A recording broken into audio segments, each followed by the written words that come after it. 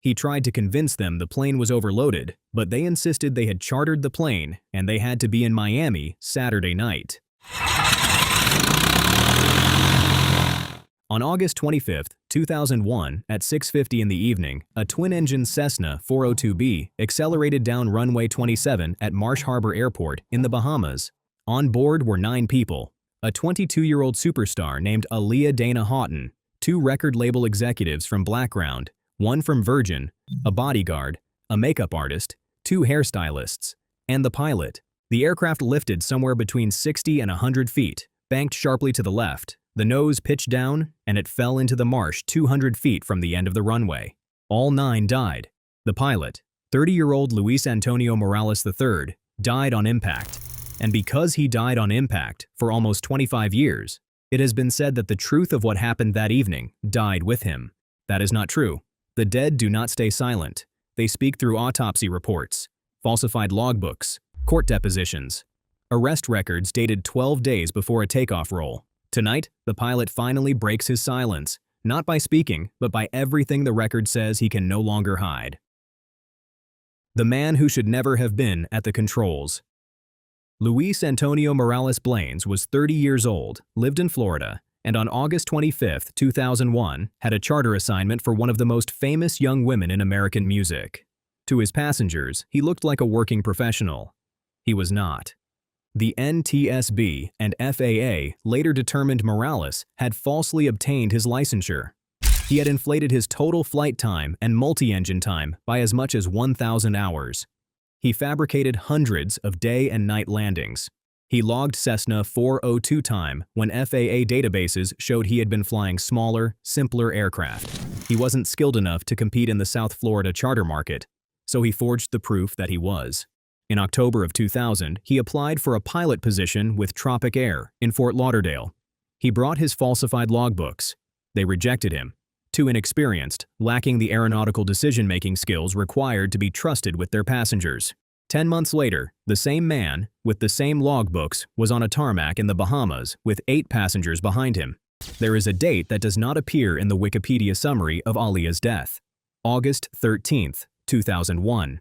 On that date, Luis Morales III pleaded no contest to 4 felonies, including felony possession of crack cocaine. 12 days later, he flew Aaliyah. November 2000, arrested for grand theft. The stolen property was aviation parts. July 7, 2001, arrested in Broward County for possession of crack cocaine. August 7, 18 days before Marsh Harbor, deputies pulled him over for running a stop sign with a suspended license. They searched his car. They found crack cocaine. According to the arrest report, Morales told officers he was trying to buy powder cocaine for a friend. 6 days later, August 13th, he pleaded no contest to 4 felonies. The judge invoked a provision of Florida law to withhold formal adjudication of guilt. No formal finding of guilt meant no legal conviction. And because the FAA, under Title 14, Part 61.15, requires pilots to self-report only actual convictions, the federal tripwire never fired. So when Aaliyah was carried onto the plane, the man at the controls had pleaded no contest to felony crack cocaine possession. Less than 2 weeks earlier, was actively serving probation, was prohibited by Florida from operating a motor vehicle, and still held the federal authority to command a multi-engine aircraft full of human beings. The company that dispatched him. The plane took off from a small airport in the Bahamas, but it was dispatched from a small airport in Florida, Palm Beach County Park Airport in Lantana. The company that owned the aircraft was Blackhawk International Airways, owned by Gilbert Chacon and his son Eric. The Cessna 402B that flew Aaliyah, registration N8097 Whiskey, was registered not to Blackhawk directly, but to a corporate shell called Skystream Inc. Skystream's address was Gilbert Chacon's personal residence in Pembroke Pines. Aaliyah's team didn't contact Blackhawk directly. They went through a Miami broker, the Atlantic Flight Group. The original aircraft assigned was a Cessna 404 Titan, larger, more capable, more payload. But at the last minute, according to the manager of the Lantana Airport, Gilbert Chacon ordered a substitution. The 404 was swapped for a smaller, older Cessna 402B. That single substitution turned a marginal flight into a fatal one. Blackhawk was authorized by the FAA under one specific certificate: Part 135 Single Pilot Operation. Under that certificate, only one named pilot was legally permitted to fly the company's aircraft for paid charter. That pilot was Gilbert Chacon. Luis Morales III was not on the certificate, had never been signed off by the FAA to fly for Blackhawk, and was not type-rated to command the Cessna 402B in commercial conditions. The moment Morales pushed the throttles forward on a paid charter, Blackhawk was operating in flagrant violation of its own certificate. And neither Blackhawk nor Skystream held the foreign operator permits required for paid charters into the Bahamas. The flight in its totality was unsanctioned. Wrong pilot, wrong plane, wrong country. The 8 who boarded with her. The Cessna 402B was certified to carry 7 passengers in the cabin alongside the pilot. On the evening of August 25th, the cabin held 8. Aaliyah Dana Houghton, 22. The principal artist, Scott Gallen, 41. Her personal bodyguard, the man who would, in his last conscious minutes in the marsh, ask paramedics about her condition before he died. Douglas Kratz, 28, Virgin Records Video Production Executive. Gina Smith, 29, Blackground Records Executive. Keith Wallace, 49, Blackground Executive and a close personal friend. Christopher Maldonado, 32, Makeup Artist. Eric Foreman, 29, Hairstylist. Anthony Dodd, 34, second hairstylist. 8 passengers, plus the pilot. 9 people in an aircraft built for 8, trusting that the man at the controls knew what he was doing, knew what the airplane could carry, and would refuse to fly if either condition was not met. None of those 3 things was true. The argument on the tarmac. The plane was supposed to arrive at Marsh Harbor at 4:30. It arrived at 6:15, almost 2 hours late. The crew had connecting commercial flights waiting in Miami. On the tarmac, a Bahamian charter pilot named Lewis Key witnessed the single most important piece of testimony in the entire investigation. Key was working the ramp that evening. He saw a heated argument between Morales and Aaliyah's entourage. According to Key, on the record, Morales explicitly warned them that the combined weight of 8 passengers, their luggage, and their video production equipment was far too heavy for a safe flight. He tried to convince them the plane was overloaded, but they insisted they had chartered the plane and they had to be in Miami Saturday night. That single sentence, from a witness with no agenda, is the moment in the record where Luis Morales III tells the truth out loud. And then, Key watched. He gave in. Key reported that Morales personally helped load the excessive cargo, and that one of the Cessna's twin engines gave him difficulty starting during taxi. Another sign. Ignored. Inside the entourage, the anxiety was just as visible. According to the 2021 biography, Baby Girl, better known as Aaliyah, by music journalist Kathy Iandoli, Aaliyah was a nervous flyer with grave reservations about boarding the visibly overloaded plane. She retreated to a taxicab, refusing to board.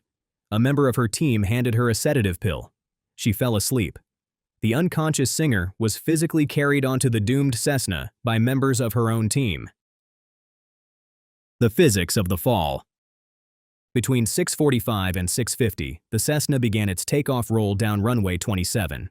Another pilot, watching from a half-mile away, observed the plane lift from the tarmac and struggle. It reached an altitude of 60 to 100 feet.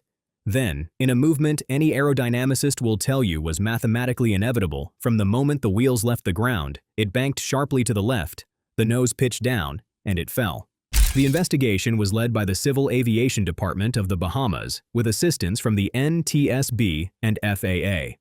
The final report, NTSB identifier MIA-01RA-225, was issued in 2003. It exonerated the airplane. There was no pre-impact mechanical failure. The cause was math. Post-crash calculations proved the aircraft was over its maximum certified takeoff weight by an estimated 941 pounds. Almost 1,000. And that figure was conservative. It didn't include at least one piece of luggage that was never recovered from the marsh. But weight alone wasn't what killed them. The killer was the distribution of the weight. The aircraft's center of gravity was estimated 4.4 inches behind the maximum allowable rearward limit. In aeronautical terms, an extreme aft center of gravity is irrecoverable. The tail forces the nose up. The pilot loses elevator authority. The wings exceed their critical angle of attack. The airplane stalls. At 100 feet, recovery is impossible. And one more detail. When investigators recovered the wreckage, the wing flaps were set at 15 degrees. The Cessna pilot's operating handbook specifies 0 degrees for normal takeoff. The NTSB found no evidence Morales had completed any pre-flight calculation. He had skipped the checklist. What the coroner found in his blood. The most damning evidence in the case did not come from the wreckage. It came from the medical examiner.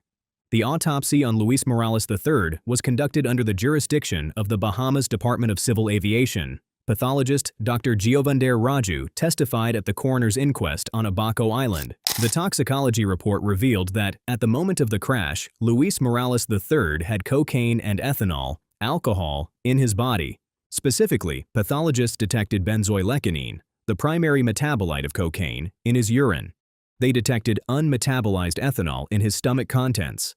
Under federal aviation regulations, the FAA maintains a zero-tolerance policy. Any detectable level of an illicit narcotic disqualifies a pilot. There is no permissible threshold. The benzoylecgonine indicated cocaine use in the hours or days before takeoff. The unmetabolized ethanol indicated alcohol consumption likely within the toxicological window immediately preceding the flight. There is one pharmacological detail the layman doesn't usually hear. When cocaine and alcohol are consumed concurrently, the liver produces a third compound that neither substance produces alone. It is called cocaethylene.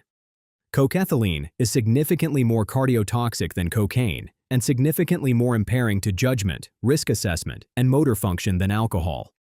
That was the body the man was flying with, not just cocaine, not just alcohol. The third compound, the one his own liver had built, circulating through him while he loaded an overweight airplane and refused to do the math.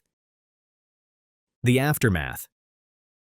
After the crash, Gilbert Chacon, the owner of Black Hawk, largely avoided the press. But he gave one defense through Owen Gasaway, the manager of the Lantana airport. With 5 passengers, everything would have been fine. Naturally, I asked him about the crash. He's real upset about it and did not have too much to say, but he did say his company was scheduled to pick up 5 passengers. That was the defense. 5 passengers, not 8. Chacon's position was that Aaliyah's entourage had lied about the manifest and bullied a young pilot into the overweight loading. That defense does not survive the federal record. Bahamian accident investigator Randy Butler addressed Chacon's silence publicly. I would think the first thing you do is pick up the phone and tell your side of the story. Chacon did not pick up the phone. Between 1998 and 2001, the FAA cited Black Hawk 4 separate times. The most damning, given what was found in Morales' autopsy, a 1999 warning to Black Hawk for failing to test its employees for illegal drug use. Investigative journalists also surfaced that Gilbert Chacon had personally pleaded guilty to bankruptcy fraud in 1993. In late 2001, Black Hawk surrendered its operating certificate. By 2003, the corporate entity dissolved entirely. In May of 2002, Aaliyah's parents, Diane and Michael Houghton, filed a wrongful death suit, moved to the United States District Court for the Central District of California, case number 2002-CV04542. The defendants, Virgin Records America, Instinct Productions, Black Hawk, Skystream, Gilbert Chacon, and Atlantic Flight Group. The complaint alleged the Cessna had been in a dangerous and unsafe configuration was the wrong plane for the charter, and that the corporate defendants had acted with gross recklessness. By the summer of 2004, the litigation reached a global settlement. On July 21, 2004, the Houghton's attorneys filed a motion approving the settlement and sealing the financial terms. Judge Christina A. Snyder granted it. On September 14, 2004, the actions were dismissed with prejudice. The exact compensation paid by Virgin and Instinct Productions remains permanently sealed. What the silence reveals. The premise of this investigation was that Luis Morales III has been silent for almost a quarter century. That premise is wrong. He has been speaking the entire time through every document the disaster produced. The autopsy, the FAA file, the federal court filings, the NTSB report, and one Bahamian charter pilot named Lewis Key, who heard him tell the truth on the tarmac just once, before he chose to fly anyway. That is the moment Luis Morales III broke his silence. He broke it 3 minutes before takeoff when he told 8 people the airplane could not safely fly, and then surrendered his authority as pilot in command to people who had no business overruling him. The silence does not hide a mystery. It preserves the answer. Aaliyah Donna Houghton did not die in an accident. She died in a system that could not stop a man who should never have been at those controls. 8 other people died with her for the same reason. The pilot has been speaking for 25 years. The question has only ever been whether the rest of us were listening. Of everything Luis Morales III's record now reveals, the fabricated logbooks, the felony plea 12 days before takeoff, the cocaine and alcohol in his system, the nearly 1,000-pound overload, the 8 people he should have refused to fly. Which one do you believe was the moment the disaster became unavoidable?